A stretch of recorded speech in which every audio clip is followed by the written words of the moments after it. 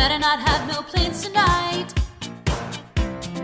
Movie time and it's feeling right. You're looking for a love that lasts. You'll find it at Romancing the Podcast. Ooh, ooh, baby, you had me at hello. Ooh, I love you. I know. Ooh, ooh, baby, you're the wind beneath my wings. Ooh, ah, I'll have what she's having. Thank you for tuning into Romancing the Pod. You had us at hello. I'm Paige Wesley. I'm Mikey Randolph. And I'm Todd Schlosser. And today, Mikey made us watch Mannequin. So was this the first time any of you had seen this movie? This is the first time I had ever seen this movie. Same, Paige. I watched this a lot as a child. This explains so much. Namely, how you consider relationships between coworkers to work. Because holy shit. Yeah, when I saw the guy hitting on the main character's girlfriend throughout the beginning of the movie, and then honestly the whole movie, I was like, oh, this is Mikey. No. Y'all are mean. So I remember seeing Mannequin 2 on the move a lot as a kid because it was on like USA or some network it was always on. So I watched that movie like 9 times. And I legit thought, because in that movie, it's like a peasant time period, like a medieval time period. And like this witch, I think, casts a spell on the lady that becomes the mannequin. Anyway, I was expecting that. I didn't expect Kim Cantrell to just like turn into a mannequin because gods of Egypt? I don't know. Honestly, I don't know why they keep infecting these movies with history. It just doesn't belong there. This movie would make equally as much sense if it's just like, surprise, I'm a magic mannequin, and this is the weirdest prequel to Lars and the Real Girl. You're welcome. I honestly just wanted to see the cutscene in the movie Gods of Egypt where they decide to do this to young Kim Cantrell. Look, just because Ra is the god of upset white women does not mean that this movie doesn't make sense. It doesn't make sense. First off, we're jumping ahead. I'm gonna tell you why I chose this movie. I watched this movie a lot as a kid. It was really silly then. Yeah. The romance makes no sense. The plot makes even less sense. I mean, this movie is fully about a dude who was having sex with a mannequin and is just like caught up in some fever dream about it. Well, here's the great news. There's a reading that like that because, 3/4 of the movie, everyone thinks that's happening. Yes. And they're like cool with it. No one's cool with it, Mikey. No, that's not true, because there is a point at which everyone in the department store is like, he's fucking that mannequin, right? And they're like, oh yeah. And they're just like, that's just him. I guess that's true. That's just Johnny. Yeah, and he's making us money, baby. That's where capitalism gets you. As long as he keeps making those beautiful windows, he can fuck all the mannequins for all we care. And you know how I know this is an 80s movie? A white man gets hired and then promoted above the African-American gentleman who's been doing the job for 15 years. Yes. Immediately. Well, did he have a mannequin that came to life and did his job for him? No, but he's the only one that still makes it into the sequel. Yeah. Well, and also he's the one getting promoted on the work of a woman. Like it literally isn't until the last window or two that he's actually doing it. So, Paige, what you're asking me to believe is that the mannequin is real. And I refuse to do that's that. what the movie is trying to tell us. The mannequin is real. Come on, guys. It's like Indian in the cupboard, but with window dressing. What is with you and Indian in the cupboard? I don't know. recently? This is the second time this week he's referenced it. I know. And I'll say this. It's more like Toy Story. It is legit just Toy Story. Oh, yeah, you're right. It is a lot more like Toy Story. That literally just came to me, and I'm so proud of it. It's not supposed to make sense. It's the 80s. Yeah. I mean, cocaine is the only way this makes sense. I literally said that to Paige when she joined the Zoom call. I was like, I feel like if I was on cocaine while watching this, I'd have been like, everything makes sense in this movie. It's great. The plot is perfect. Yeah. I feel like the people who wrote this movie also, and I know they didn't, but it has the same vibe as Gremlins 2, but also Night Before Christmas. Yes. Like, it's that level of just like, fuck it all energy.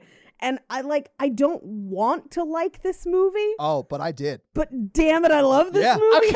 Okay. Yeah. So let's It's talk about why fucking it's nuts. good. Can we talk about why it's good? Because it's like the stakes never get too high and everyone's having a really good time. And it just like, it feels nice, you know?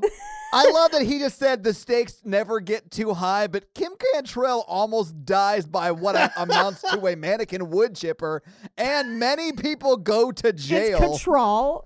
Oh, is it Cantrell? It's Cattrall. There's no N. It's Kim Cattrall. You're thinking of Blue Cantrell, the singer from the 90s. I actually was, my bad. But yeah, You're so like welcome. she is. I mean, okay, the stakes get high at the end, but most Yes. of the movie is like, you're a guy, you spend the night at this department store every night, this mannequin comes alive and like hooks up with you and helps you do your job. I mean, not a bad premise. It is a bad premise. It's a terrible premise. But it's so bad that it comes back around to being hilarious. So, Yes, like, once you watch her fake hang glide down the department store, you're in the movie forever. I do like. With like 90,000 quick cuts between the hang gliding shots. And I do love that before it lands, it turns back into Mannequin Kim, and she like fully punches the security guard, who I wanted to at one point just yell, Mahoney! At some point, but he didn't. It's so good. It's so stupid and fun. I ended up buying this. Oh my God. Why spend $4 to rent it when I can spend $11 to own it? you know what, Mikey? Honestly, I'm kind of regretting I didn't do the same. Just because I feel like this is one of those movies I'm gonna be like, yo, have y'all seen Mannequin? Sit down, because we're about to endure some shit together. Can It's you gonna be imagine great. someone watching Mannequin and not laughing? I cannot No. imagine wanting to spend any more time with that person. If you're that kind of person who can watch something like this movie or like a movie like The Birdcage and just sit there stone-faced, Birdcage. it's so good, Paige. But I mean, if you can do that, you are not a person I want to hang out with. If you're not cracking up the whole time, no. Honestly, I spent the last 30 minutes of this movie with my head in my hands just going like, what is happening? Yeah. What the fuck? Yeah. What the fuck? When he goes off, not just when he gets on the motorcycle with her at the end, when he's going off fucking ramps and she stays on the back as a mannequin, I am like, what is happening? Every single time they cut to her as a mannequin over his shoulder, I lost my damn mind. you see it. I was laughing so fucking hard. Like, there are shots where he's like leaning down and it's just the mannequin like dead faced. You're like, what is happening? Okay. My favorite part of the movie is when they're bicycling behind Hollywood and he does a BMX level trick for no reason behind Hollywood. yeah. Yeah. Where it obviously cuts to a professional bike rider that they hired to do a BMX cut behind Hollywood. Yeah. There's just so many good moments. Let's get into it. Let's just talk about it. We got to go through it. Oh, we got to go through it. Okay. Yeah, let's do it. So we open in Edfu, Egypt. Yes.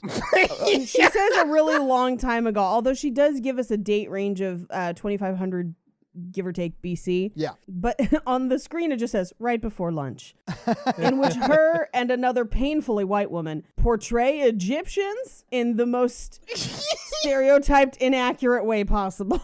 Oh, why is that, Paige? Is it because they're fully just white bread white people? I think another layer on top of that is she's dressed as a mummy hiding in a crypt. Oh, yeah. Yeah, I'm like, they would have you don't get to just dress as a mummy. They wrap those people up after they pull their organs out through their noses and mouths and put them in canopic jars. Duh. Have you never watched the History Channel?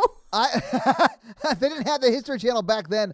I would have loved it if this was just like a haunted house, like themed as like an Egyptian tomb or whatever, because that's what it looks like. And she just hasn't traveled in time at all. She just Yes. moved from like Iowa to New York or Yes. Philadelphia, I guess it is. No, I love how, I mean, yes, poor portrayal of a culture. Absolutely does not age well. Tell me how much you love it, though, Mikey. Let me tell you how much I love this insane premise that starts off like this.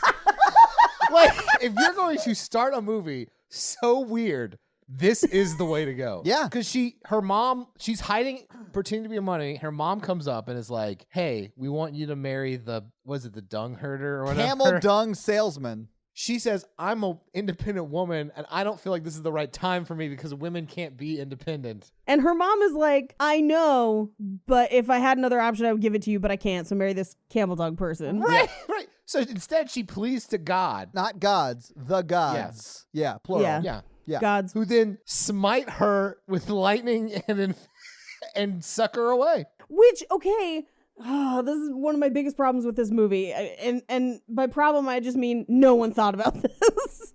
Because it doesn't really tell us what happens to her, but what I can infer from the rest of the film. I feel like it does tell us what happens to her. No. Paige is right, because my headcanon is that she quantum leaps through time Yes. until she gets to the mannequin. My headcanon is it turns her into some sort of transient, ethereal spirit that can then inhabit people or objects, but it doesn't give us a lot of rules about it, because I'm like, did Christopher Columbus just also have a mannequin? Like, what is she always a mannequin, or is she different objects? What is it? Yes, because I did have that question. In theory, she has essentially been the muse for like every important man in history, which also, by the way, is not women being independent. This movie does not understand what women being independent is.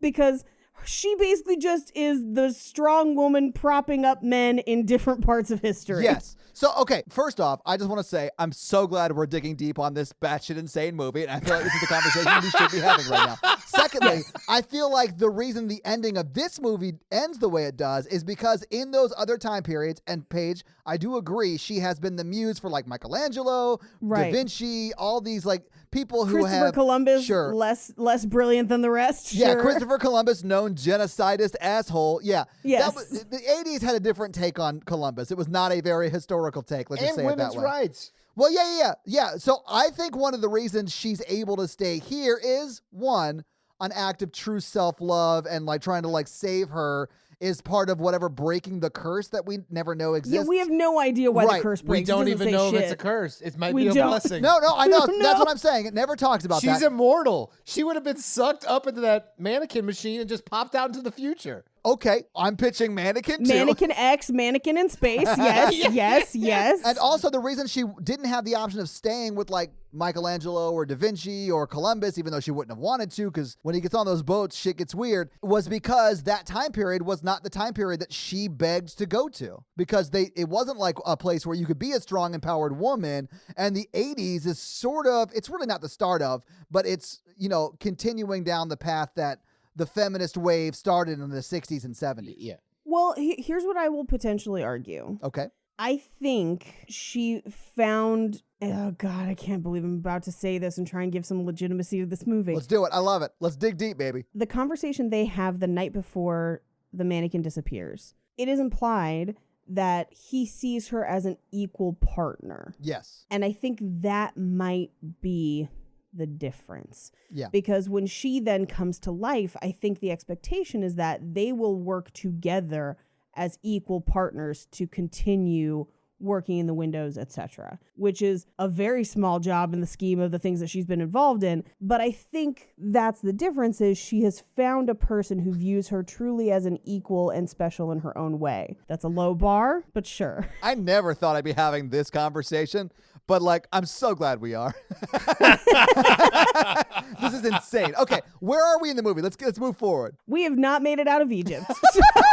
In this movie that 99.8% of it takes place in a department store in New York City, we're in Egypt. In Philadelphia. But Oh, sure. shit. My bad. In Philly. You're right. I'm so Yeah, sorry. Philadelphia. So we cut from her being zapped into the ether to credits, which are animated and all about Egypt, which is never going to play into the rest of the movie ever again for the most part. Not at all, because they're fully in Philadelphia? Is that what you said? They're in Philadelphia. I swear to God, I thought it was New York the whole time, because it doesn't matter. The city doesn't matter. It doesn't matter. We cut to a shot of the city, and it's Philadelphia Today is the title card. And we see Andrew McCarthy talking to a mannequin, which is, it looks like Kim Cattrall. So we know that that's like her. Yeah. And I have notes about how they got those mannequins as well. Nice. So he's trying to find a bottom and arms for her. And he's talking to her the whole time. Sorry, when you say a bottom, I think a butt, but you mean like a lower half. I meant a lower half. Yeah, like everything. But so we find out that he's taking too long to style the mannequins because apparently mannequin styling is his job, which, by the way, not a job. No, it's not. I thought he was constructing them, like putting them together and shipping them off. He's putting them together. And I mean, mannequins have changed over the years, but by and large, even at the time, mannequins kind of had interchangeable parts. Well, and they do in this. He's putting arms on Yeah. her and all that stuff. Yeah. Yeah, because he puts too big of arms on her at first. And Yes. gives her- Yeah, he does. I mean, the idea that it's like a whole, like a factory setup is wild. That's never, ever something I've ever You encountered. tell me that there's no Philadelphia mannequin factory? I don't think so. Did you not hear about the Philadelphia Mannequin Factory fire of 1887?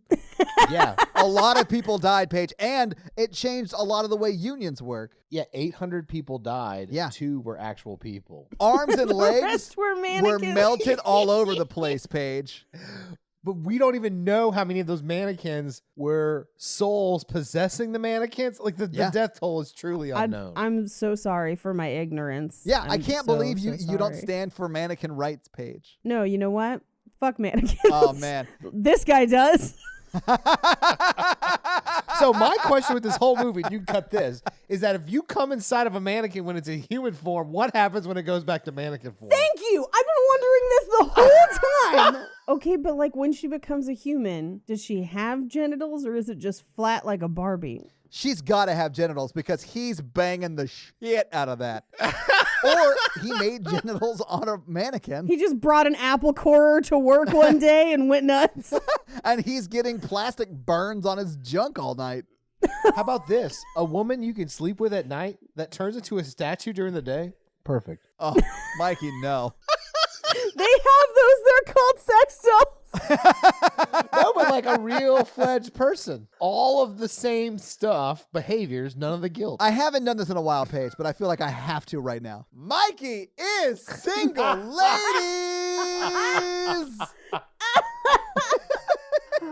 In case you were wondering if this man's tied down, the answer is no, he's not. Well, this explains why Mikey called this the feel-good movie of the year in our group text. And I was like, what year? This year or 1987? Because even then, that's incorrect because Princess Bride came out in 1987. Yeah. Oh, God. We barely made it out of Egypt so far. Okay, so he's in Philadelphia. He's putting holes in mannequins.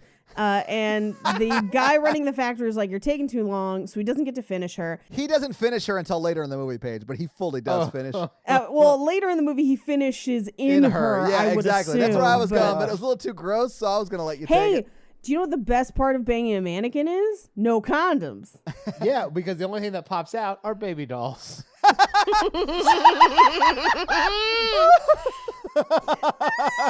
You just walk through the store, there's just a naked baby doll under a mannequin, like it just dropped it in the middle of the night. Yeah, with like string connecting it. Let's go do that. Let's go to a department I store. want to right now. I'm not even Let's joking. do this. Find any mannequin with a skirt, put a naked baby doll under it. Connect it with a string. Yeah. Oh, I want to do this so bad. Guys, if you do this, send pictures in the Facebook group. I want to see it. Yes. Pictures. Put masks on them for safety. I want you guys to do such a good job that 20 people stand in front of that window when the store opens. It's just like, why do all these mannequins have babies?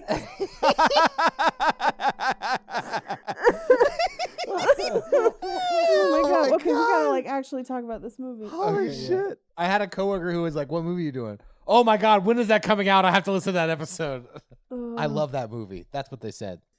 I don't not love this movie. I have conflicting feelings about this film. It's so absurd. It's not offensive. No, it's still very offensive. Anyway, so we get a montage of him losing other jobs. So he's like trying to be a balloon guy at a kid's party.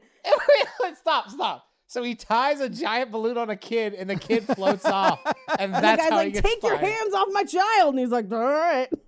Yeah. And then the child floats off to nowhere. And then the dad's like, my child. And his boss is just like, my balloon. You're fired.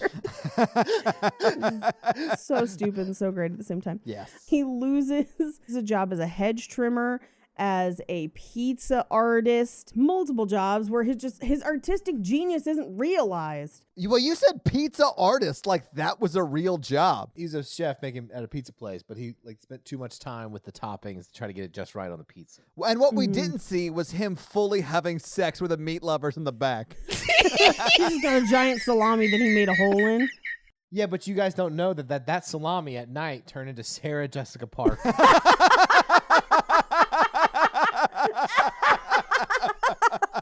Why her? Is it just all the girls from Sex and the Yeah, City? that's what I was one at a thinking time? too. Yeah, exactly. Yeah.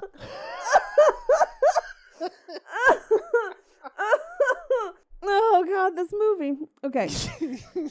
So he drives by the Illustra department store to pick up his girlfriend Roxy. She climbs on the back of his bike, but she's super embarrassed about it and asks where they're going to dinner. And he's just like, what if we just grabbed hot dogs? Because he has no money. And even though she has money, clearly they don't have an equitable relationship. So she's not buying dinner, I guess. Right. In fact, I think she tells her coworkers, "Oh, his car's in the shop." Yeah. She's clearly embarrassed by him. She's very embarrassed by him. And it's one of those things where, is it frustrating to have a partner who can't find a job? Absolutely. Is it okay to just lie to people about them and then hold it against them when they don't have money to pay for stuff that you can pay for on your own? No, that's not really okay. Okay, can we talk about the genius that is how Andrew McCarthy plays this movie? Sure. Walking through it, reciting lines. Is that real? Yeah. Is it genius? This movie could have been creepier. Yeah, he does walk a very fine line as to making me still like the guy who is fully having sex with a mannequin. I was creeped out by him the whole time, but also weirdly attracted to him. This is a conflicting film for me. He was funny, but he's just really charming, and it breaks through the really, really creepy, weird premise. I can see that. I do think he's cute and charming in this movie, but I also think that he is unhinged and no one is doing anything about it. Anyway, so Roxy basically leaves him on this date when his motorcycle won't start. She just kind of abandons him. And he ends up trying to walk his bike home when he sees that mannequin through the window, the one that he was talking to. Yeah. And he talks to it through the window. You know, like a normal person. No. I mean, did you guys see when he was driving off after saying hello to it and talking to it for a second? He gets on the bike and the bike starts working and he drives away. And then in voiceover, as he's driving away, he goes, "See you tomorrow." Yeah. It's insane. He's now going to come by every day. Yeah, he is. That is the implication. Okay, so I like this scene because I thought it implied that the mannequin had superpowers, which I was on board with going that way. She's a superpowered mechanic? Well, she pointed at it, made it A fix. satanic mechanic. Oh, that's what this movie needed. If Dr. Frank Enfurter had shown up at the end and he had been like, "I created her," I'd been like, yes, This all the makes total science sense. makes sense to me. I am on board. Science fiction double feature. So we cut to that same store the next day where he is, I guess, coming to visit the mannequin again instead of going to work. Yeah, he is like a dad in the 80s who is divorced from his wife, and he can only see his kids through plate glass on the weekends. Yeah. He shows up to that mannequin like, "Hello, you Vagina Doubtfire." That was the 90s page. It is what you were implying, though, yes. I just wanted to see his face in the cake. By the way, I do think we should do Ms. Doubtfire for this movie because it is a rom-com between Pierce Brosnan and Sally Field, and I'm here for it.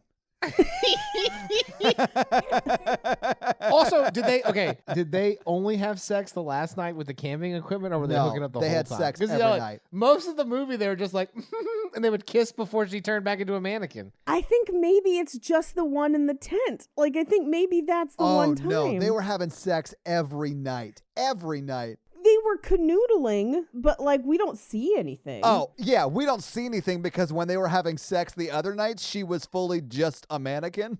That implies somebody else was watching. Hollywood's just in the corner do it. He's like, "I'm on board for this." Yeah. I mean, if Mikey called me and said, "Hey, I need a favor. I need you to watch me have sex with a mannequin or I can't finish," I'd be like, "I got you, bro." That's what I call a 2.5 some page. When you're there just to witness. Oh, you're the half. Yeah, I would be the half. Yeah. How was she? She was a little stiff. Why do all these mannequins smell like jizz? All right, we got to stop talking about fucking mannequins. How are we supposed to not talk about fucking mannequins, They only Todd? had sex the one time. No, they had sex No, every night. I don't think so. I think they were really taking it slow and getting to know each other. You're ridiculous. You're like, oh, no, it's totally okay that she's like an inanimate object that came to life because of Egyptian magic that's never fully explained. But they're definitely not having all that much sex before they get married. Well, yeah, she's like, really old-fashioned. That 250 BC old fashioned. Oh no, it was like 2050 BC old fashioned.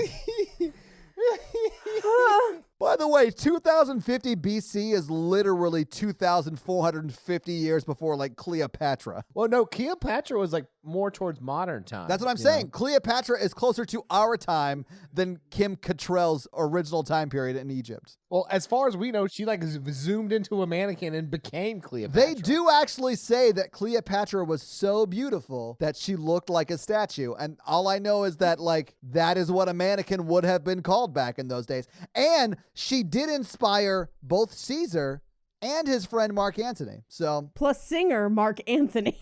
Yeah, when that Egyptian mannequin walks by, you're like, look at the asp on her. oh, that is Paige is up. Paige is walking out of the room. She is legit out of the room. Oh my God.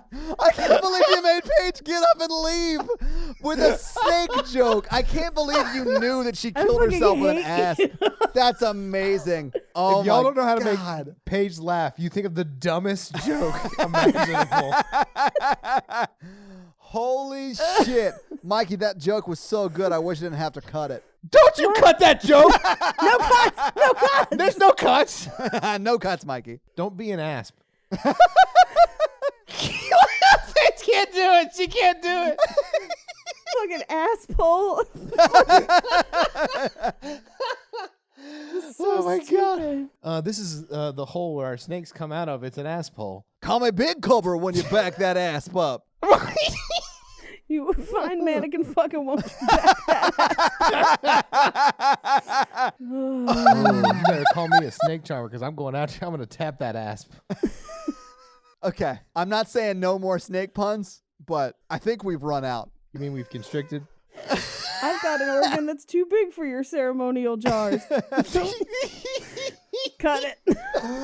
No cuts, Paige. No, it's a mummification joke, Todd. Okay, so Andrew McCarthy pulls up in front of the store to hello the mannequin through the window. The sign on the front of the store is they're hanging a new sign in front of the store because it's been 100 years. And so he meets the woman who owns the store, and they're kind of having this fun little conversation about how it's been open for 100 years and how her father owned it before her. Yeah. And he died the way he wanted to in women's lingerie, and then clarifies that he had a heart attack in the women's lingerie department. Yes. And that's one of the Golden Girls. That's Estelle Getty. It is Estelle Getty. I love seeing her in this because she's not in the sequel. I like how everyone for the sequel decided not to come back. They're like, no, I'm too good. Except for this. Hollywood. Hollywood's in both, baby. Hollywood is in both. I have some notes about Hollywood later, where he was actually most famous for his role in Designing Women, but... Yes, he's great. So as they're hanging the sign, it breaks and swings down, about to kill him and Estelle Getty. He pushes her out of the way, and he like latches onto the sign, which swings back and forth, and she's just like, thank you, I'll give you anything. And he's like, I could use a job. And she's like, when can you start? And he's just like, as soon as I finish this. And all of this while he's swinging on the sign. Yeah. Yeah. That it's later implied that James Spader like booby trapped to kill her. Right. And as the sign swings backwards, he gets electrocuted in the ass hole. Wait, he gets electrocuted in the asshole? Yeah, did you not see when the sign swings back, he gets electrocuted in the butt? I did not see that. I'm pretty sure at this point in the movie, I was Googling, who's the old lady from Mannequin? Because I knew I recognized her from somewhere. This is how I got my job. I was just walking down the street and saved somebody's life. And they're like, come on in. We have a career for you. This dude, 2 weeks after this incident, is a VP at the company. Yeah. He saves the store. What do you expect? And the old lady owner. Okay. Would this movie be better as an Ernest movie or not? Oh, wait, who's Ernest? Ernest is Ernest. No, I know that. Like, what character would Ernest be? Andrew Is he McCarthy. James? Okay, but that's your immediate thought. But what if he's Paige. James Spader? What if he's the security guard? No, Paige, what if he's the mannequin? Come on, Vern, we're going to decorate a window. Look, Andrew And later, McCarthy. maybe have some sex.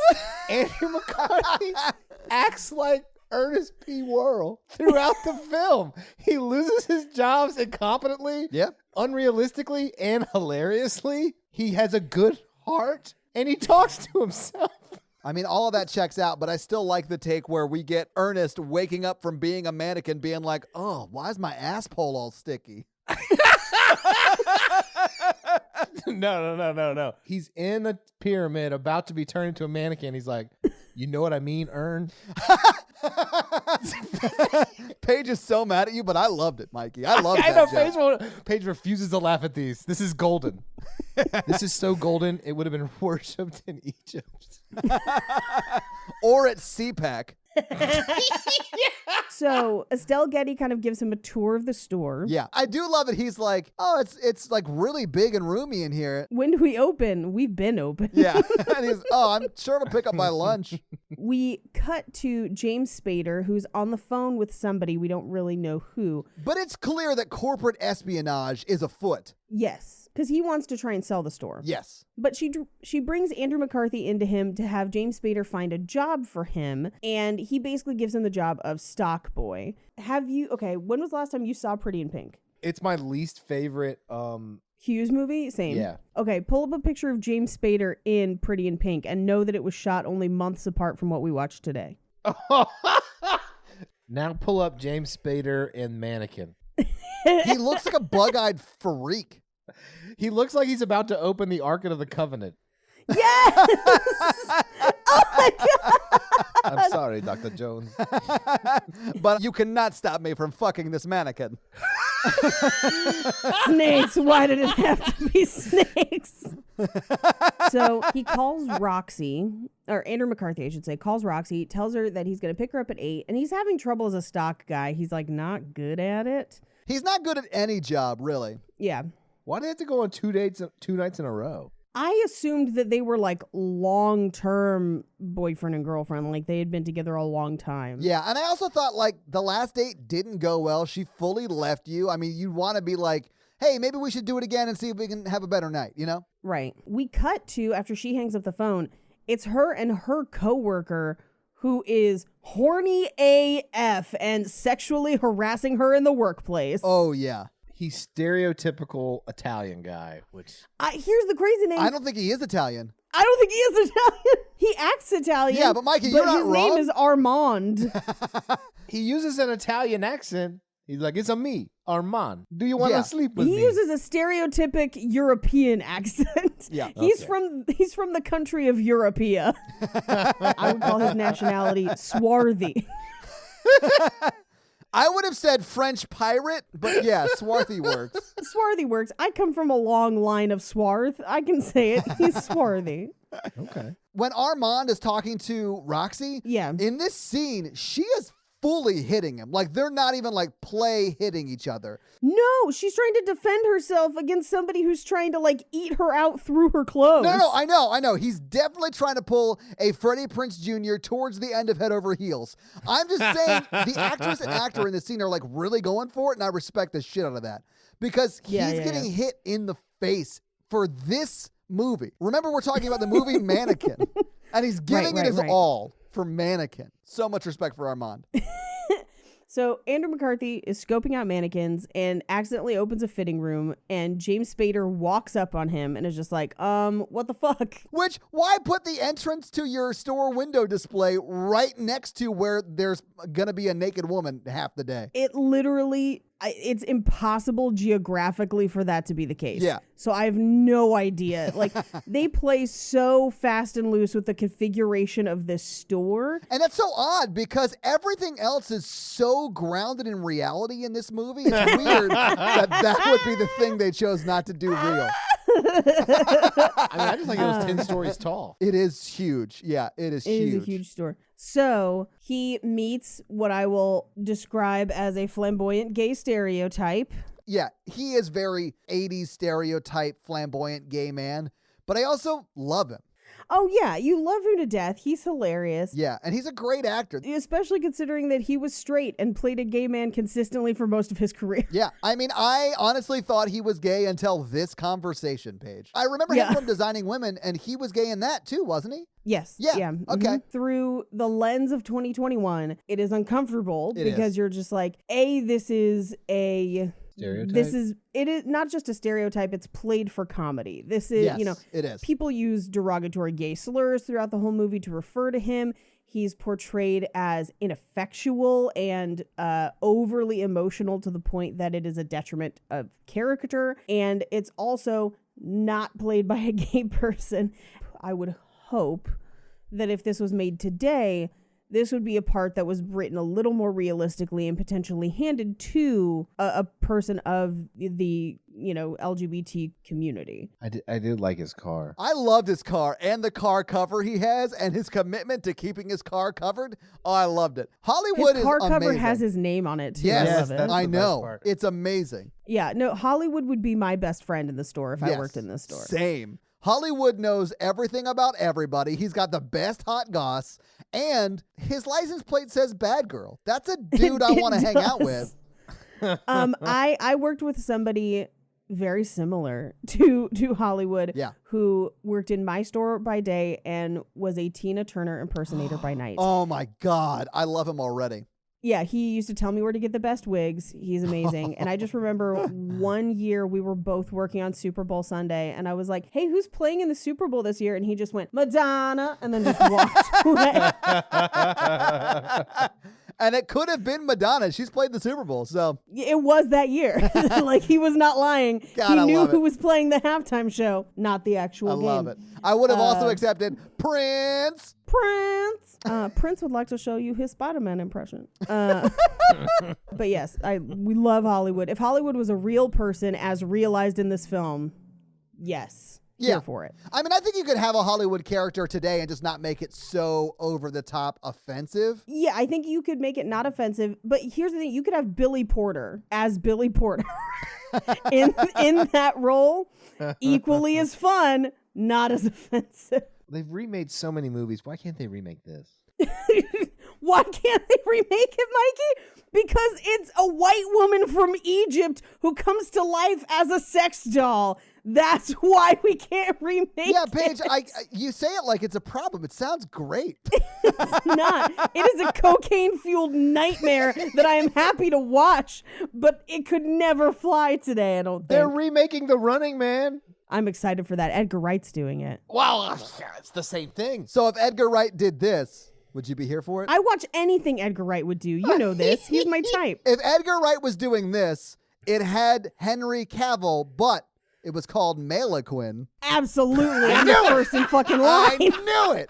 I don't think that'll ever happen, but if it does, I'm here for it. Honestly, I'm same. here. I would watch that movie. I watch it just to support the property.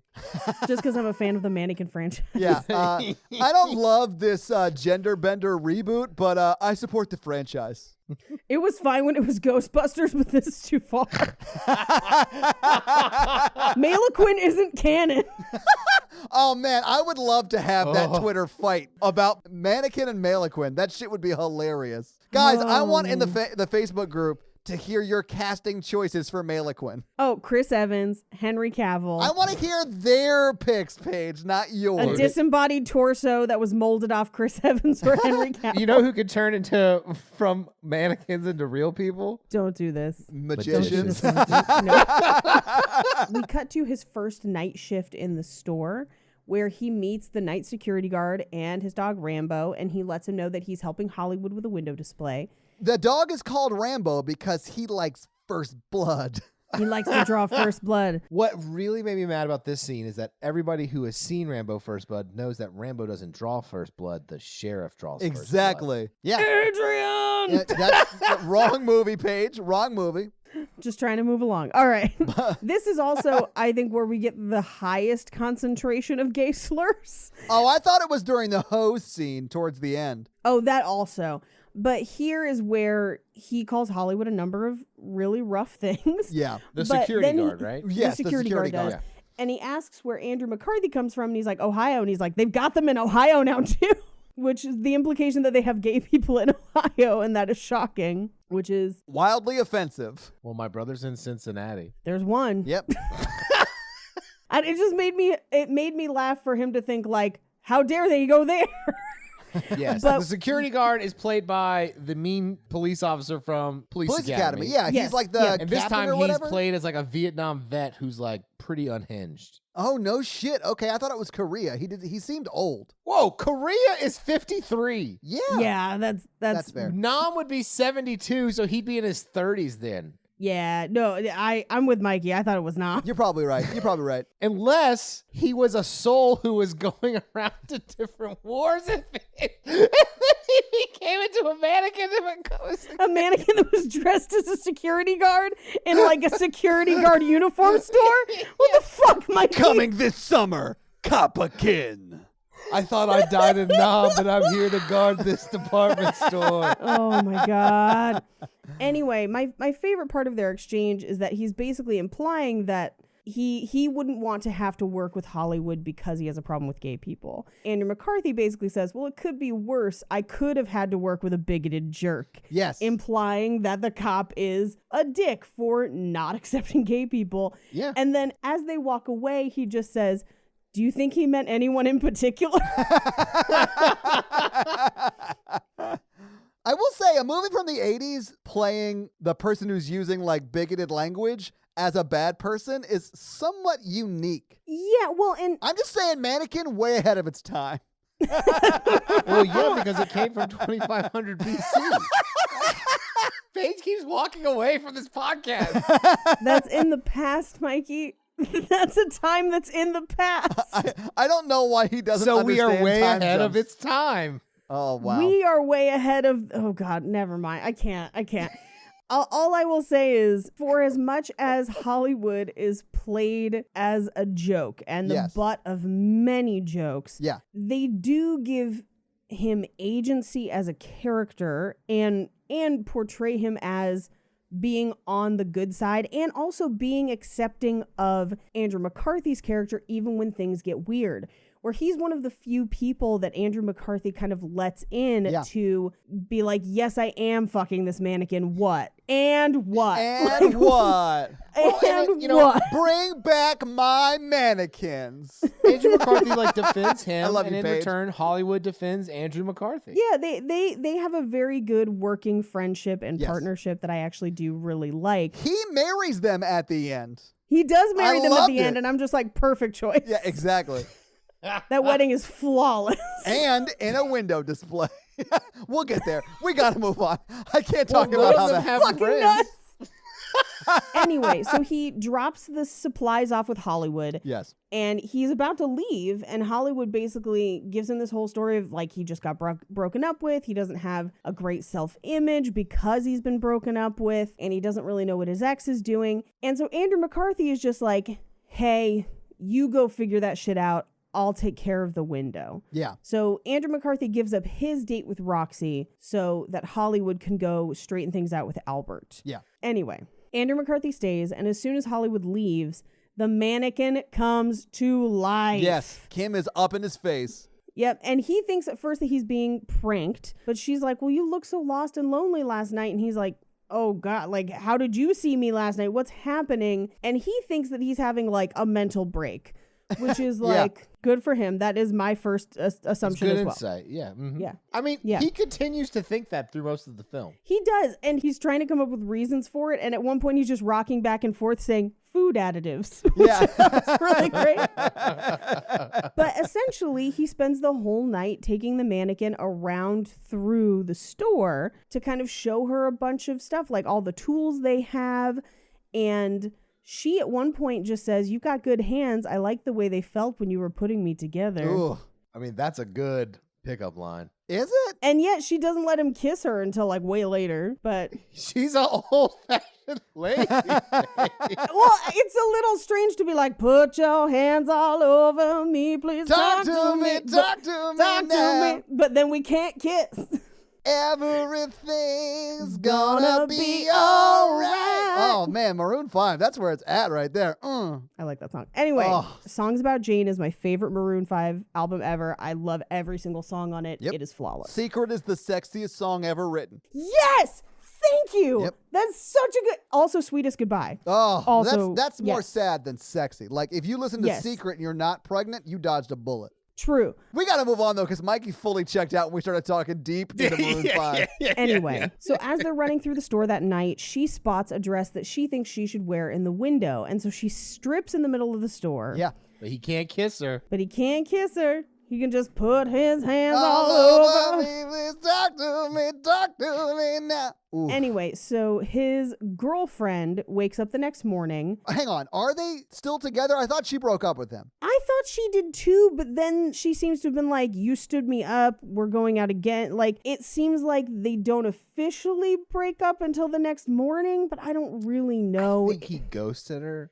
He did ghost Or her. mannequined her. Yeah, that's probably more official. Yeah, or more accurate. Yeah. But anyway, so she wakes up the next morning and he stood her up. He wakes up in the store window. Yeah. So he gets up, scrambles to get away from the store. He gets to Roxy's house, and her coworker Armand has already pulled up, and he rides up at the same time, tells her the whole story about the mannequin, completely honest with her. Yeah.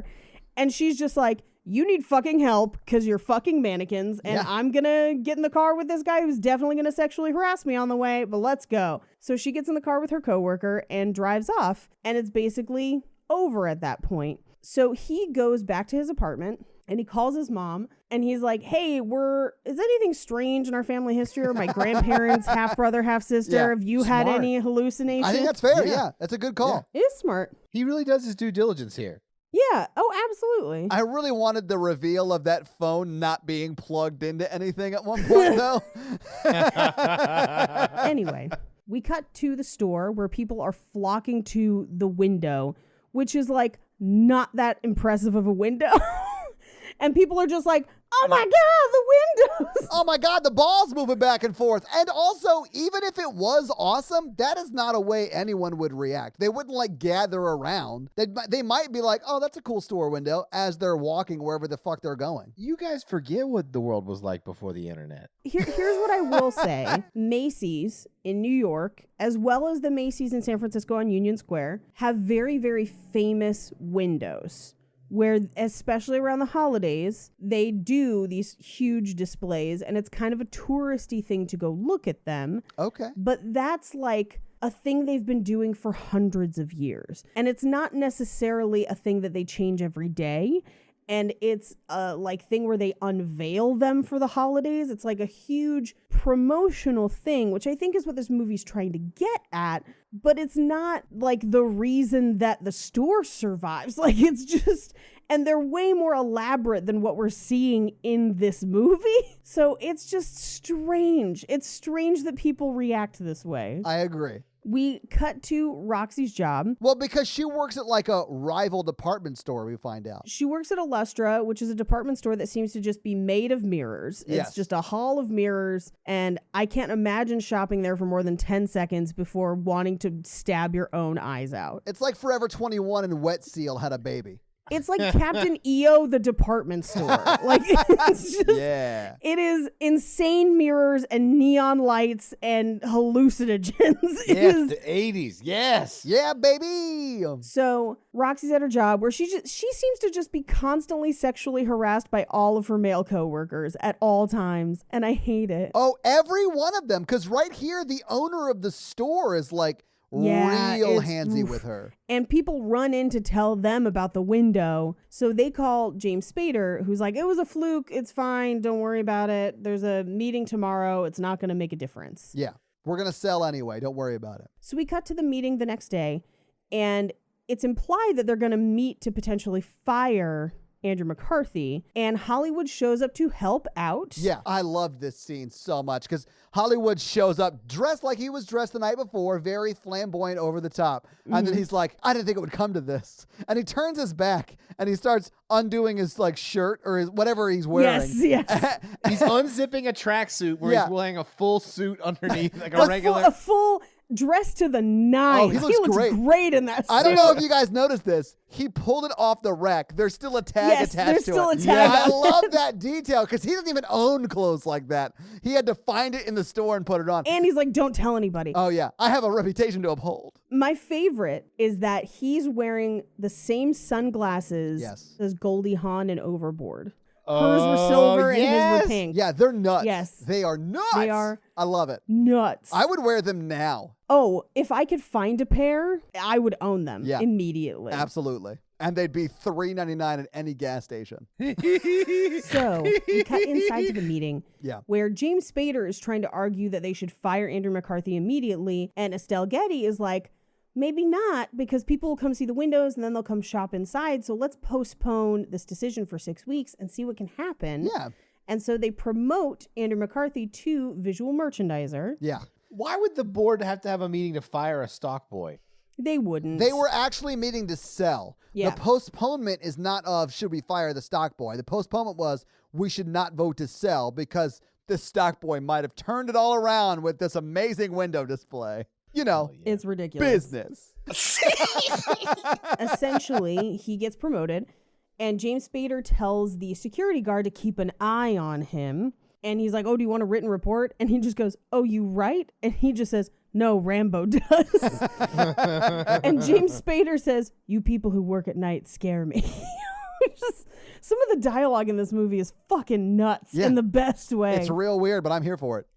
So we cut to, this is the second night he gets to spend with the mannequin, and she tells him about her old boyfriend Chris, who didn't believe her when she said the world was round, which that's reductive and insane things to say about Christopher Columbus, noted genocide purveyor, but you know, whatever.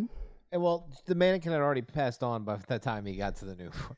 Well, but also he knew the world was round. Like, historically, it's a thing. Also, she probably remembered that from 2500 BC because they've known it because for the fucking Egyptians ever. also- Yeah. She was probably like, how do you not know this in the 1400s? We knew this 4,000 years ago. It is how you say shaped like a meatball.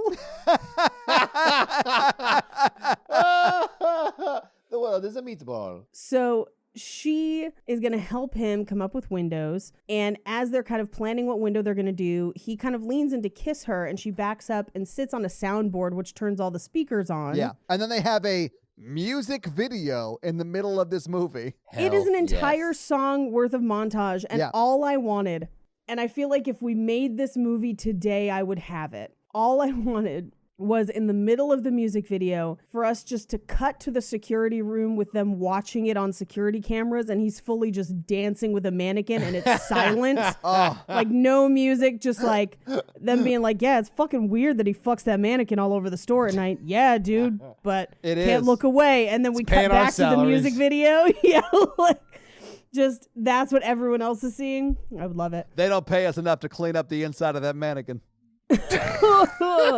Oh gosh. Okay, so like if he gets the mannequin pregnant at night, does the baby live if she turns back into a mannequin? I feel like you had to take some anatomy classes. Yeah. You know how they have those displays in like pregnancy centers and stuff where you take the belly off and you Yes, see like Yeah. a cross section of the baby in different sizes. Yeah. I think you ever been to a gynecologist and they trying to demonstrate some shit? I think it's one of those. Well, to answer that question, no, I have not. But I know what you're talking about. Oh my gosh. Anyway, Hollywood walks in on them and she turns back into a mannequin. And instead of being like, whoa, are you dancing with a mannequin? He just goes like, ooh, next time I'll bring G.I. Joe and we can double. Yeah. Like he just immediately accepts it. He's on board, man. Yeah, and he's just like, you're an A1 creative freak, and I love it. But also, this is his first time catching him doing something weird with the mannequin. So it's like a funny thing that you do. Like, oh, I caught him dancing with the mannequin. That's funny. By like week 3, Yeah. Hollywood's probably like, oh, okay. This shit again. Well, week 3, he defends him to other people because we'll get to it. There's another scene. So he says, I'm going to leave you two alone. I'm going to go meet Albert for dinner. And he leaves. And this is where Emmy comes back to life and she tells him that he's the only one that can see her. And when other people see her, she turns back into a mannequin. So we cut to them in the elevator, or at least we cut to the security guy outside the elevator who can hear voices. Yeah, I mean, he hears them like chatting and giggling, and like Andrew and Emmy are like giggling away. Yeah, they're having a good time. So he releases Rambo into the elevator, and then Rambo runs out scared because it's just him and a mannequin, and I think Rambo knows what's up. Oh, Rambo could smell it. Knows. Mm-hmm. He was like, oh, He's like, it smells like jizz in here. He's either been having sex with that or cleaning it with bleach, but I don't want to find out anymore. She's a classy mannequin, okay? They only have sex after like 6 weeks of dating. I don't think I don't that's even think true, this Mikey. movie lasts 6 weeks. Yeah, it does not. Neither does their marriage. It only lasts that one night. It was the window display. They change it the next day. No. I do hate that when Andrew gets out of the elevator carrying her, he fully lies to the security guard. And he's like, calm down, she's not armed. But she clearly has 2 arms. 2 arms. That was a Mikey joke. I love it. I knew you would. They're detachable, so she has the ability to bear arms. Yes, she does. The right, really, because it's America. She's not American. Wow. That's a weird line to draw, Paige, but all right. Also not human. Just saying. Hashtag Just not my America. saying. We don't want these mannequins. Egyptian mannequins coming over here. I'm so These tired. mannequins taking Stealing our our jobs. Oh, dear God. This went someplace I did not expect. Oh, I mean, it's just like America for an immigrant to do all the work and a white man to take credit. Sad but true. Yep. Sad but true. Welcome to post-capital neoliberalism. Oh, I've got a fun capitalism note later in this and fun facts that you're gonna fucking love. So anyway, this is where we get the bike window with the treadmill. And so the idea, like, again, people flock to it. And at this point, this is only like the second or third window that Illustra gets, like, hears about it. And so Roxy, at the behest of her boss, makes a date with Andrew McCarthy to talk to him and try and convince him to come to Illustra, or to at least tell them what he's doing. Yeah. And so he meets her at a French restaurant where they refer to him as the flambe terrorist. I was wondering if this scene was cut earlier or if this is just a joke. No, I love this because he is sitting down like reminiscing about the shit in this restaurant he set on fire. And he calls out that dude for wearing a wig. He's like, oh, your night wig. You're wearing it during the day now. It's a good look. Oh, your eyebrows are growing back nice. Yeah. Yeah, that's the funniest joke to me of the scene. And then he sits down and he's like, oh, they built the balcony back up. Man, that thing went up like a tinder box or whatever it said. At first I was like, oh, he set a small fire in the kitchen. But no, people died in this fire. Well, and he turns the job down. He says, if I'm one thing, I'm loyal. And then he stands up and knocks into a waiter carrying what looks to be like Bananas Foster or something similar. Yeah. And then dumps that flaming plate into another plate, causes a fire, and then he snatches that guy's wig and puts it out with the wig, which is the worst thing to put out a fire because burning hair smells disgusting. So we cut to James Spader and the security guard, and the security guard is like, yo, Rambo is scared of mannequins now, and it's not good. And James Spader is like, hey, did you ever jump out of a plane and land on your face? And he's like, yeah, why? But he basically is like, you're hearing voices, you're crazy, just find out what he's doing. And he says, well, what about Rambo? And this is where he says, screw your dog. And then he like thinks about it for a second. He like makes eye contact with Rambo. And I was like, oh no. Oh, no. Oh, no. Rambo's not a mannequin. You're not allowed to have sex with him in this movie. We cut to the vacation display in the store, and he's going to put suntan lotion on her. Yeah, he is. And meanwhile, the security guard is walking through the store with Rambo in a wagon, which is very cute. Yes. But also, Roxy and Armand are in the store trying to get a picture of the woman who's helping him with these displays. And he tells her, I've always wanted to make love in the ladies' shoe department. Can I show you something in your size? And he goes for his zipper. Can I just say I would not at all be surprised to watch Mikey do this? That's a good okay. line. It is a good line, Mikey. In the right context. Oh, yeah, like you're sneaking around a shoe store. If this is someone you are in an existing sexual relationship with, That is the key right there. then that is a hilarious line, and I would laugh till I peed, and then that would ruin the moment. So like maybe a little too hilarious. Honestly, Armand might be into it. Yeah. Maybe that's why he couldn't get it up. Anyway, back in the vacation display, he puts suntan lotion on her, and then she drops an ice cube in his pants. Yes, trying to cool him off a bit. And he tackles her, and so they're kind of like tumbling around. Security hears them. Rambo runs away, and he yells after Rambo, "This means a court martial." Which is bonkers. I love that you love that joke. That's the dumbest joke in this movie. It's so dumb, but I love it. Yeah, it's great. So Roxy and Armand are upstairs, and so we're kind of seeing like multiple floors at the same time. But in the vacation section, they're kind of rolling around, and they roll literally to the security guard's feet. And the security guard at this point is just like, Like, what the fuck is happening? yeah, like, you're fucking a mannequin? Yeah. And then Roxy sees it too. Well, and Armand's getting pictures. And Armand's getting pictures. Yeah. And Roxy just says, I really should have listened when he asked for help. Which is like, Which is really fun. Yeah. and he says, this is how I get my inspiration. And the security guard at this point is just like, I'm just going to beat the shit out of you for like no reason. yes. So this is my favorite part where he's like, It makes no it's sense. time for me to physically attack you now for no reason. Yeah. Anyway, they get in a fight, and she kicks, she meaning Kim Cattrall, the mannequin, kicks from behind because his back is turned. He can't see her. So this is where, once they kind of subdue the security guard, this is where they're riding bikes past Hollywood in the back. Yeah. But the best part is one bike goes past, and Hollywood looks and doesn't see anything. Then Andrew McCarthy goes past, Hollywood looks and doesn't see anything. And so then Hollywood reaches down and switches his sunglasses. Yes! Yeah. We cut back into the store where Emmy, Kim Cattrall, sees a display of a hang glider and uses it in store. But that's not how hang gliders work. There's no breeze in the store. No. I have to unpack this scene because Okay. Well, and she has been talking about how she wants to fly, and she like invented wings when she was still in Egypt. Right. Insane. we need to talk about the effects, the camera angles, the length of the scene. There's a lot to unpack here. So you don't love Yes. you don't love all of it, is what you're saying. I love all of it. Okay, yeah. The little vignette is one of my favorites in the entire movie. I mean, there's like 90 quick cuts Yeah. on this 2-minute scene where you see the string on top of the hang glider going down. Yeah. And the obvious actual mannequin in it, but then it cuts to a close-up shot of Kim Cattrall, and it's amazing. It It's is just, amazing. The whole thing is amazing. The whole thing is amazing. It's so dumb, and they shoot it in a dumb way that I think it works. It comes back around, just like the rest of the film. Yep. Honestly, Mikey, when I watched this scene, 2 words came to my mind, and those 2 words were no notes. I love it.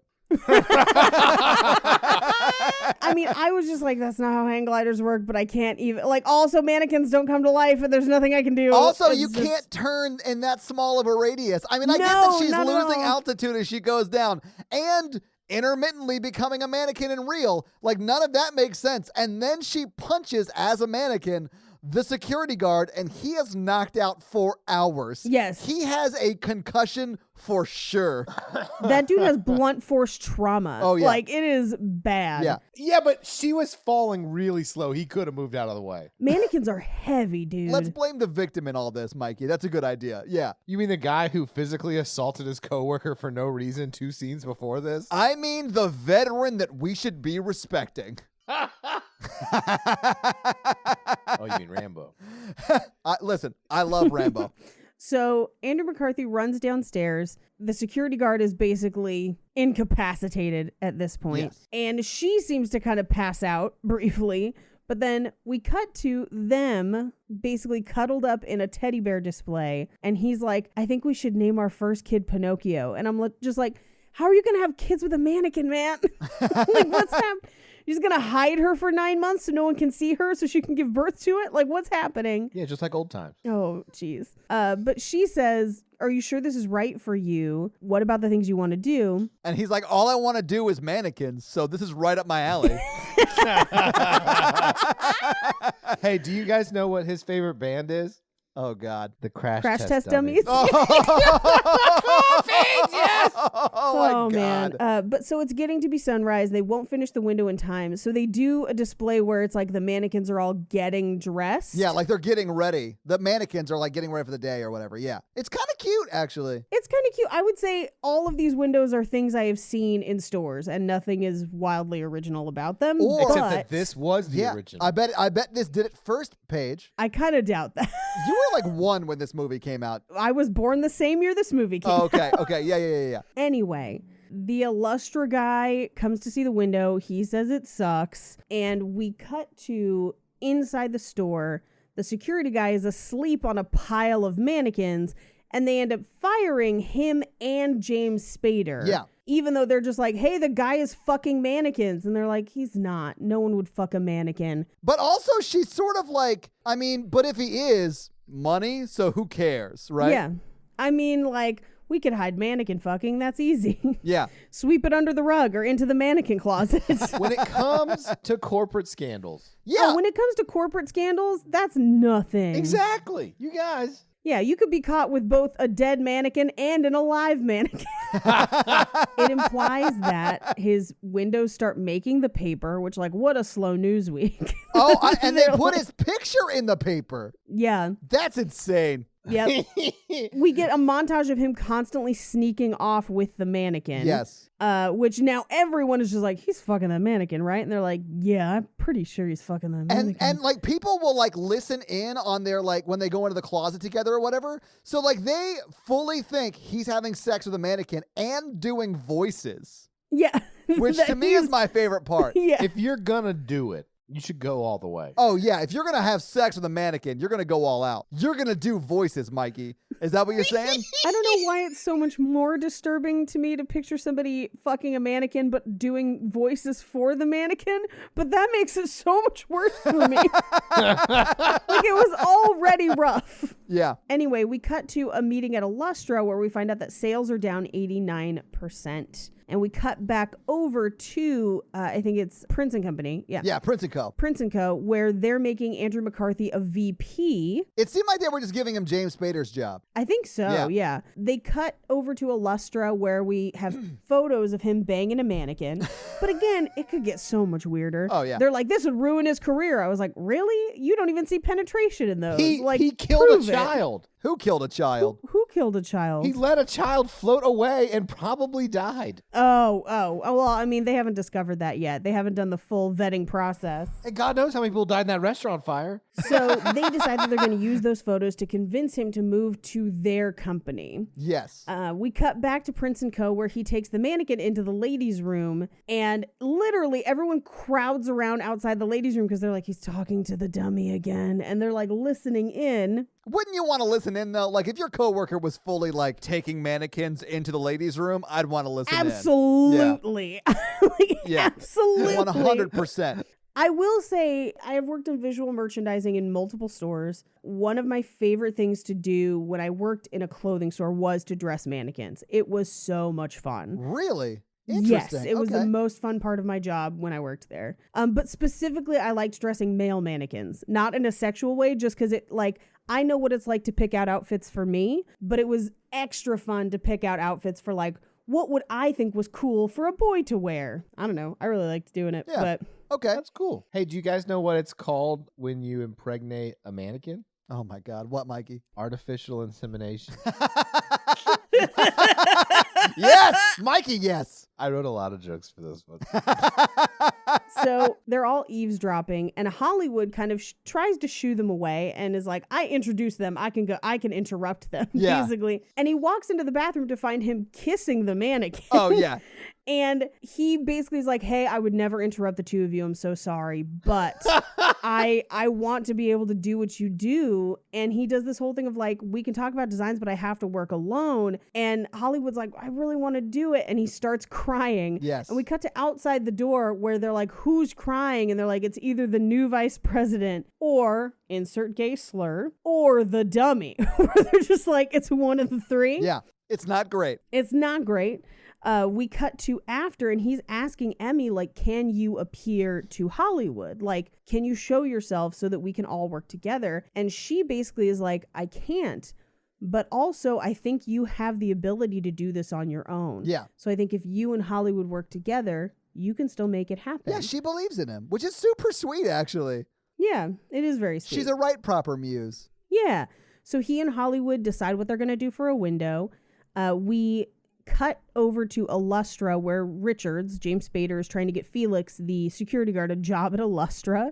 And he's basically like, if you can identify which mannequin he's fucking, we can steal that mannequin. Like the whole concept of like the conflict is even more absurd than the actual mannequin fucking. Yeah. Which is saying something. We need more business. We'll steal the mannequin and say you can't be with that mannequin unless you work for us. Right. You have to fuck that mannequin in our Hall of Mirrors.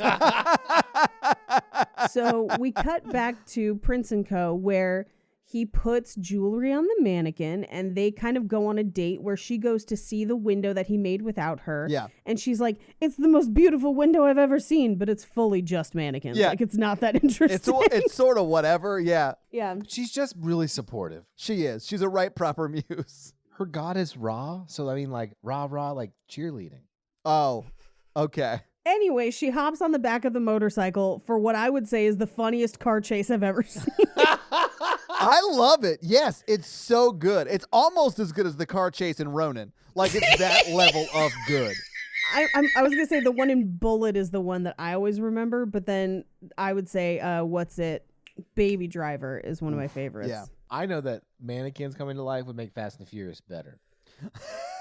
If every car in Fast and the Furious has a mannequin in Guys, it, this is that gonna get just dark, and I occasionally apologize. turns into a mannequin. It's just Paul Walker as a mannequin.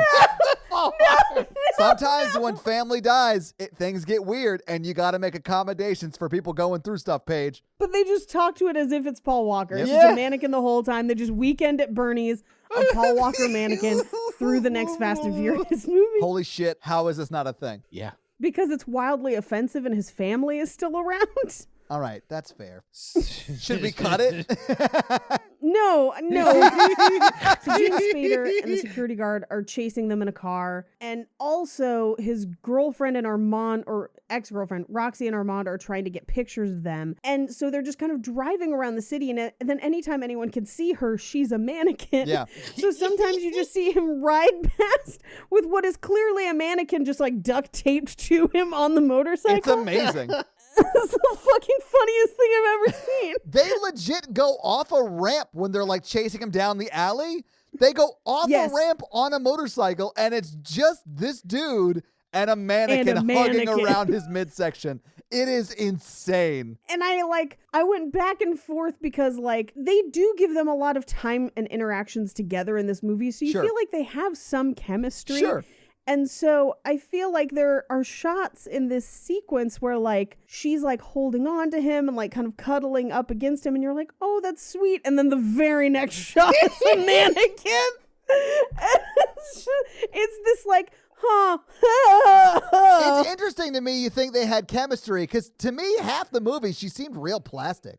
Nailed it. My favorite part of the car chase is when they drive by the elderly couple and the woman's like, I cannot believe it. And the guy was like, don't judge. Yeah, look at him with the dummy. Who are you to criticize? Yeah. That's what she says. At one point, she's just got a dummy arm up that's flipping the bird, Yes. and then he just has to pushes it flip the down. arm down. I feel like I don't need to watch this movie again, but I will go back and watch just this motorcycle chase again Oh, yeah. because it's so funny. This is the perfect scene. I think what I struggle with with this scene in particular, do they know how funny it is, or are they trying to be earnest? No, I can't decide what's funnier. they've got to know, Paige. They've got to know. This is a comedy, right? Yes. A romantic comedy. I mean, because the whole rest of the movie exists, and so I'm just like, you seem to go lean into all of this. Yeah. Was this just part of the story as you wrote it, and then you didn't think about how fucking hilarious it would look? Like, what's happening? I do love that on the day they were like looking at the dailies from that shoot and they were like, this looks fucking insane. Maybe this is like just a straight up slapstick comedy. Like that's the moment when they decided to change the tone of the movie from like romance to like fully romantic comedy. My thing is, I just giggle at the fact that they had to hire a stuntman, strap a mannequin on him. They had to put a harness around him and then strap a Kim Cattrall mannequin to his body. Okay. But okay. You know how mannequins have like molded boobs? They're Yeah. not soft. They're like, it's a statue. Yeah. That's strapped to your back as you're riding on a motorcycle. That dude got like a ridiculous deep tissue massage from her nips. He has bruises he cannot explain to his significant other later. Did you just get slapped with tits in the back enough to give you a bruise? Or as they call it on the Nile, second base. Oh my goodness. Also, there's a weird section of this where there's like a picture of Rambo in the car and it seems like maybe Rambo died. Yeah, I think Rambo does die in this movie. They just don't address it because later on he has a different dog named Terminator. Love it. Yeah. So the mannequin on the motorcycle goes over the ramp. They land, and then the car tries to go over that same ramp and gets stuck between those two buildings. We cut to, so Roxy and Armand, because she's so upset about the mannequin, he's just like, what if we just go home to my place and have sex about it? And she's just like, yeah, fine, let's go. Which, whenever I've played that card of, hey, do you want to go home and have sex about it? It's never gone well. I don't think I've ever said yes to that card. Yeah. You don't say it like that. You just be like, we can just go back to my place. And if they say yes, it is unexpected, but you have to act like you knew what would happen if they said yes. Oh, I've never been in the situation to be able to act that way, so. That's why there's no famous Todds. Well, that's why you're unmarried. Todd's me? not married. Todd's been married once. Yes, that is true. I was married once, and it was a mistake. Do you think she had an affair with the mannequin? Oh, Mikey, that is amazing. His name was Manny, but I'm pretty sure he was real. Their relationship wasn't because it ended 2 months after it started. Officially started, I should say. It was going on for about 4 months before, I think. Hey, you want to know what a red flag is? When she goes to work and a statue becomes a person and she has an affair with him? Yeah. When she brings over a mannequin and says that he's just a friend.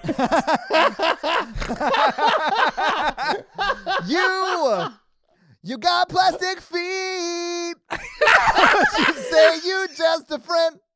But you say you just a friend. Oh, mannequin, You got plastic feet. But you say you just a friend. I'm just picturing a meme with like Todd's picture being like her boyfriend, and then like a picture of a mannequin, and it's just the guy she told you not to worry about.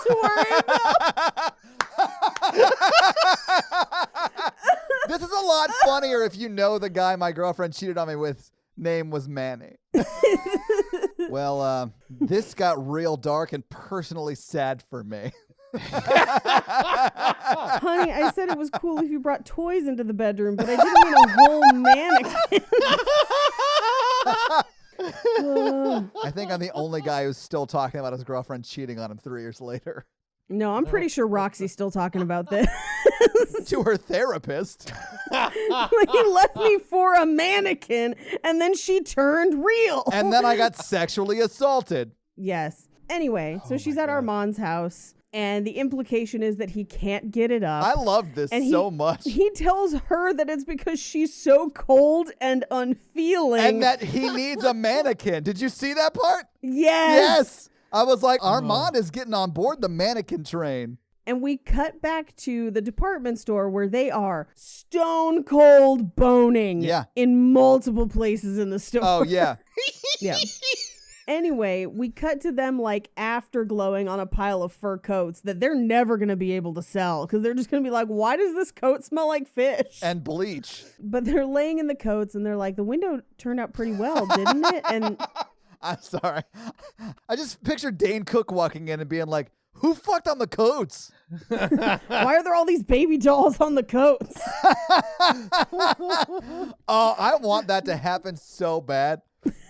I need pictures, man. And please don't get arrested, especially No, if if you work in retail, set up your own window. You can be VP of the Gap.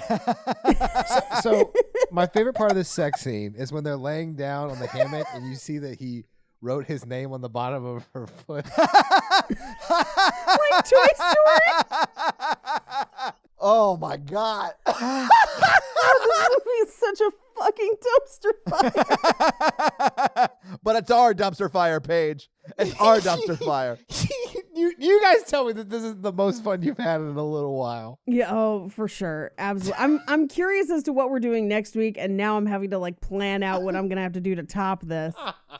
So she gets up to go to the window. I hate this movie that when every time he gets done having sex with her, he puts her back in his toy chest. AKA the window. Every window is her walk of shame. Just her with disheveled hair carrying her shoes.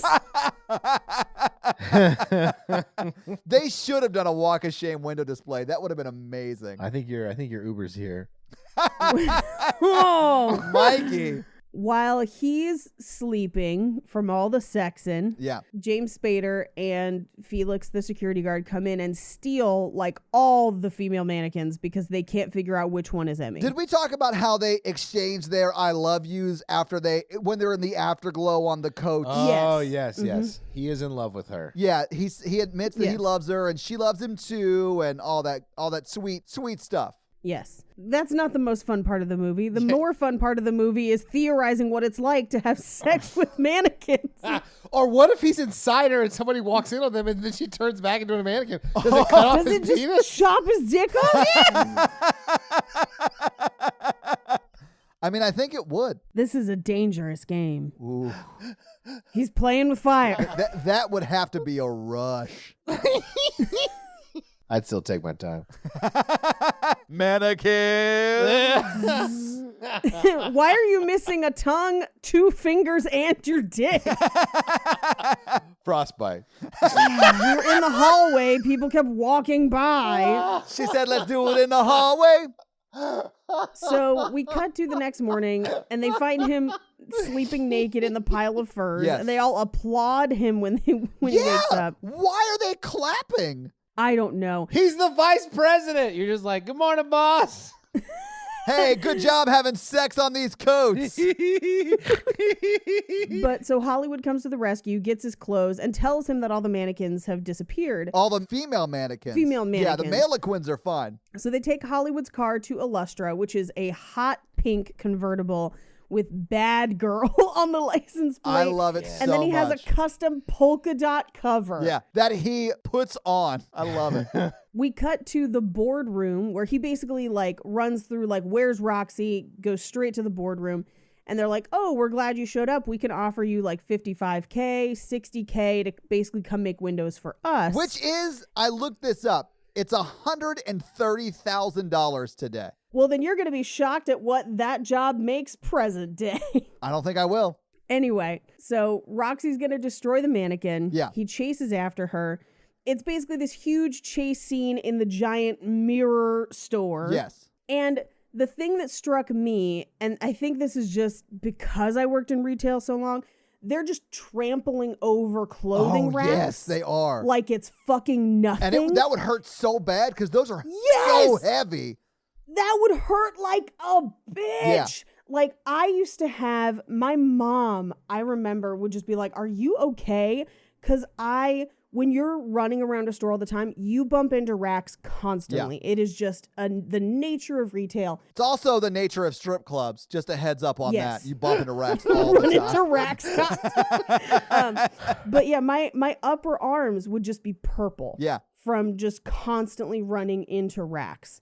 Anyway, cut to Roxy, who has the cart of mannequins and starts throwing them onto a conveyor belt that leads to what looks like a giant trash shredder. It's just a pit in the floor, which that's got to be an OSHA violation. I have never seen anything like this in a store ever, and I have worked in many, many stores. Now, what they might have in a store, especially a big department store, would be a baler, which would like crush stuff, but it's not as dramatic because you would load stuff directly into it and then just press the button and crush it. Like Terminator. Yeah, a lot like Terminator. Yeah. So she's loading all of the mannequins onto the conveyor belt. Emmy's the last one. Yeah. They're only a couple steps behind her. Hollywood gets a fire hose and just says, 2 things I like to do, fight and kiss boys. I'm just like, who wrote this? And he's just spraying them with a fire hose, keeping them at bay. Enough time for Andrew McCarthy to get to that room. Also, a bunch of trash falls on Roxy, knocking her into like the trash pile, not onto the conveyor belt, but just the pile of Yeah, trash. she's safe, just covered in trash. Right. Yeah. And so Andrew McCarthy runs up the conveyor belt and grabs Emmy just in time, and she grabs back. And there's a dude standing there just not stopping the conveyor belt. He just stands there staring for way too long. Yeah. He finally stops the conveyor belt just as Hollywood's hose goes limp in the hallway. Oh, he only stops it when she turns real. Yes. Yeah. That's true. Yes. Hollywood snaps twice and then takes off towards the trash room. I do like how he goes, shit, while he puts the hose Shit, down. I snap, love it. Snap. Yeah. So fucking funny. He pulls Emmy up out of the, I guess, shredder. Yeah. And she's still alive. She's okay. And she's like, you have to love me forever. Because she realizes that now other people can see her. So she's just alive now. Yeah. Now, what I really wanted, personally, deep down in my soul, is the guy who stops the conveyor belt has these giant glasses. Yeah. And I really wanted for him to have the glasses off and for her to be like, I'm alive. And then for her to put them back on and she's just a mannequin again. What I would have preferred is him not sexually assault Roxy as he's trying to like dig around the trash. Well, because he sees that the mannequin has come to life. So he digs through and starts kissing all the mannequins he finds until he finds Roxy and he kisses her awake and she's like, stop. And he does not. No, he and does that's not. a huge problem. But what's even crazier is the thing that Hollywood says when he runs in. He says, Mama put the coins on my eyes. I don't believe what I'm seeing. I love that so much. And I'm like, I'm sorry, do we have an ancient burial joke Yep. in the middle of this movie? Yes, they do. So at this point, Richard, James Spader, and Felix, the security guard, are like, that's the mannequin. It's a person now, but that's the mannequin. And everyone's like, you're crazy. And then Estelle Getty shows up to be like, hey, by the way, I have you guys stealing all our mannequins on videotape. Yeah. So y'all go into prison. And then Andrew McCarthy's like, whoa, hey, you had video cameras on last night? And she's like, I only saw what I needed to see. She was like, all of it. But then I'm just like, I want to see those videotapes of him just like stone cold boning a mannequin.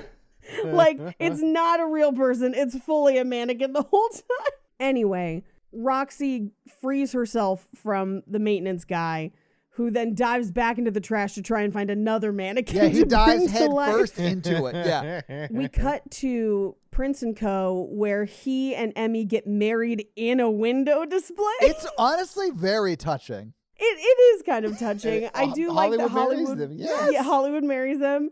And that's the the movie. Yeah. movie. Roll credits. So, having seen the movie, having talked about it, how do you guys feel about Mannequin, the movie?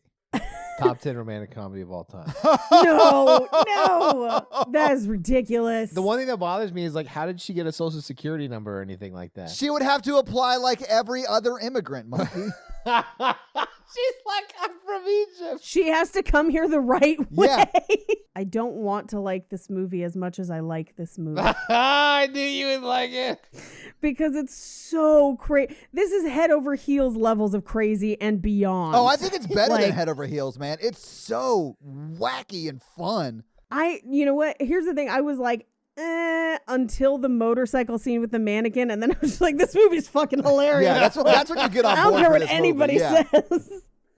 It's great. Absolutely. So, do you want to talk some fun facts? Let's do it. So Yeah. let's start with, because we don't see much of people's apartments. No, it really all takes place in the department stores. Yeah, and so I've got some real life money fun facts because Nice. from 2013 to 2015, I was the assistant manager of visual merchandising where I made a grand total of $45,000 a year. Nice. So that's current. That's 20 years past Yeah. this movie. Yeah. And that was in a small location of a retail chain. I did have friends that did it in department stores for a while, and at the same time, they were making $10.30 an hour. So the fact that he makes this his whole job and isn't just sleeping in the store because he can't afford rent, mind-boggling. Yes. By the way, Paige, $45,000 from 2015 to 87, that would equal about $21,568 a year. Or poverty.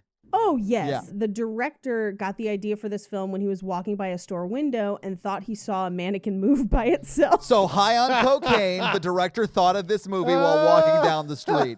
Got it. Not only that, his next thought was, I want to fuck that. he realized it was an optical illusion created by a combination of lights and shadows, but then he did start to wonder what would happen if a mannequin actually did come to life. Yeah. The scenes for both department stores were filmed in actual department stores in Pennsylvania. Illustra was filmed at the store Boscov's in Camp Hill. Okay. And then, so Prince & Co. was filmed in John Wanamaker's, which is now a Macy's in Philadelphia. Okay. So upon filming the movie, G.W. Bailey, who played the security guard, said, when we were filming it, we didn't think it would ever be released. It was just beyond silly. And we would do outrageous double takes over the things they were making us say. And then the director would say, more, you're in the right direction. Go further with it. so they knew. They knew. That's the movie I want to make. Well, and he says, we didn't believe it. And then suddenly the movie actually came out. And he says that there's this like old-fashioned silly love story. And there's not one dirty word in it, not one naked butt. And I'm like, okay, but they fully fuck in that store, so whatever. And he's like, and the critics really hated it, but I guess people liked it. Paige, we're about to talk about how much people liked it too. Before filming the movie, Kim Cattrall spent 6 weeks posing for a sculptor in California who made all 6 mannequins with different expressions and detachable arms. What? So they essentially made 6 Kim Cattrall mannequins for this movie. Do you think they're still out there? Yes, there is one still out there. Really? So, yes. So she did a ton of bodybuilding because she wanted to be in the best shape possible and look as much like a mannequin as she could. Yeah, she's in insane shape in this movie too. Absolutely.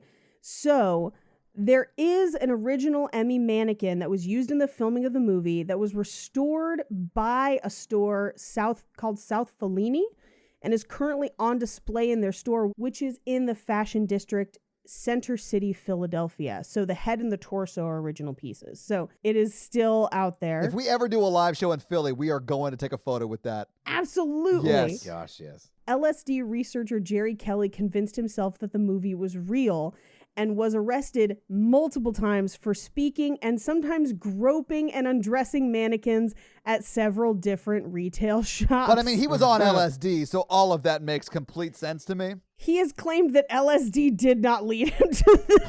I think it did. I think it did.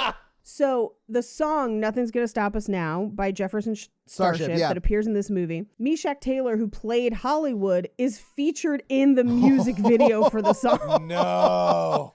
Yeah.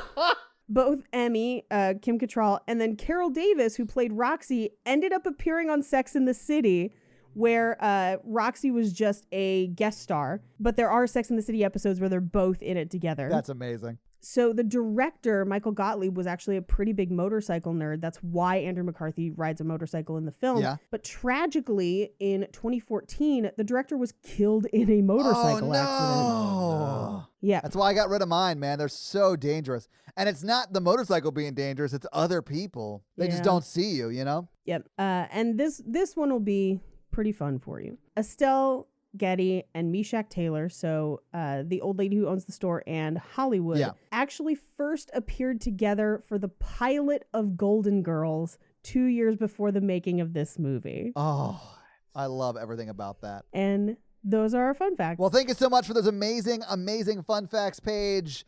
You guys want to talk some box office? yes. Let's do it. All right. What do you think the budget for this 1987 cocaine-fueled masterpiece was? I think this is pretty. I know they film on location, but those are huge sets to dress. Yeah. And there's a lot of mannequins around. There's a lot of people in this movie. I'm going to say this was yeah, there's stunts. I think this was expensive. And I think for the 80s, I'm thinking 30 mil. Okay. 13 million. Okay. It was $7.9 million. Okay. So almost $8 million. It's around $18 million if you convert that to today. And it came out on February 13th, Friday the 13th. Valentine's Day. 1987. Yeah. So this movie was third in the weekend it came out. It was beat by a movie about where the security guard was from. Platoon was number 1 that week. Number 2 was Outrageous Fortune. Number 3 was Mannequin, obviously. Number 4 was the Sylvester Stallone arm wrestling biopic Over the Top. Yes. And number 5 was Black Widow. So that was your top 5 that week. What do you think it made that weekend? I think it's amazing that this cost only $1 million more than Terminator, around the same, like only 5 years apart, I guess. But Yeah, I mean, you got a difference in filmmakers there. It's this guy against Cameron. So yeah. I'm gonna say 3 mil. I'm going to say 5 million. Mikey's much closer. It was $6,001,208 in its So you opening mean it weekend. almost made back its entire budget in its opening weekend. Yes. weekend? So, what do you think the movie went on to make domestically? 20 mil. 56 million. All right, so you're splitting differences there. So it went on to make, well, and I've got 2 different references for this. So in one place I found 38 million. In another place I found $42.7 million. But either way, it made a lot more money than they thought they were going to make. And That's why it has a sequel. yes, and that's what I was going to say. So, and because of that, they went on to make Mannequin 2 On the Move. Mannequin. No, it's not Mannequin. It's definitely a female. I remember seeing it when I was a child. Yeah, that's the peasant doll one. Yes, it is the peasant doll one. And the only person who returns in that movie is Hollywood. So Hollywood is the only returning cast member, and its budget was $13 million. It went on to make $3.8 million. Oh. Well, okay. Yeah. Can't win them all. No, you cannot. So do you think do you guys think they're still together? Yes. I mean, I think they must be. They've got to be, right? Yeah, that's true love. Only true love would Sure. break the curse. Is it a curse, Mikey? We don't know. Or We don't fucking know. There's no rules for this movie. Just piles of cocaine. only true love can break cocaine. That is not It's not true. true. It's not true, Mikey. I think they're together. They got married. That's true. They did get married. I mean, I'm just going to say yes because why not? It's like Who cocaine-fueled the fuck masterpiece. knows? Yeah. Would you date a mannequin if it came to life? I mean, if she's as emotionally supportive as this one, then maybe. Yeah, sure. Paige, would you date a guy who was fully thinking you're a mannequin?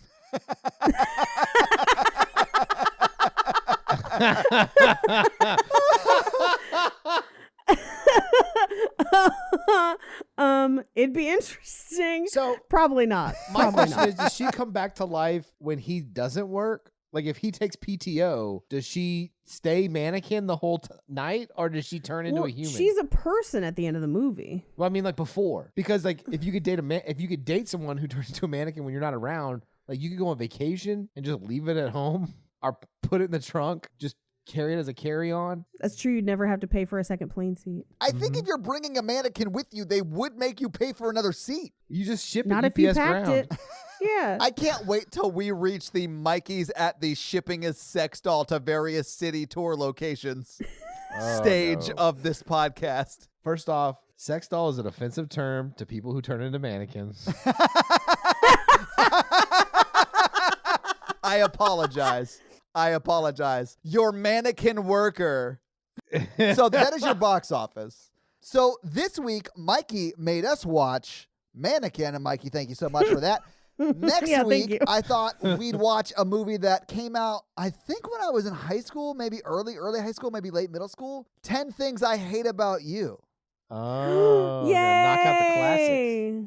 Oh, People have been talking about this classic. in the Facebook group for a few days, and I was like, yeah, I remember really liking that movie, but I have not seen it in a very long time. So I'm terrified it's not going to hold up. I haven't seen it in a while. I remember thinking that it didn't fully hold up as well as like She's All That did. Yeah. I was surprised how well She's All That held up. Yeah. So maybe we'll be pleasantly surprised with this one We'll too. see. I don't know, but we will see. It looks like it is available to stream on Disney Plus for free if you have that subscription. So, Mikey, do you have a review for us to read? Okay. Miss X Sandy 12. It's just MX Sandy MX 12. Sandy 12. MX Sandy 12 says, hilarious. Well, I messed it up already. Uproariously hilarious, Mikey. Uproariously hilarious. Yes. Best ... They say, Mikey, Paige, and Todd are those friends that are so connected their conversations radiate joy and energy. Aw. Such a fun podcast in the chaotic world of today. Great analysis and breakdown of incredible classic movies. And the best banter I've heard in years. Listen and fall in love. 5 Aw. stars. Why, thank you so much, MX Sandy. We appreciate that. Awesome 5-star review. And if you want to have Mikey read your review, leave us a review on Apple iTunes. Now listen to our plugs.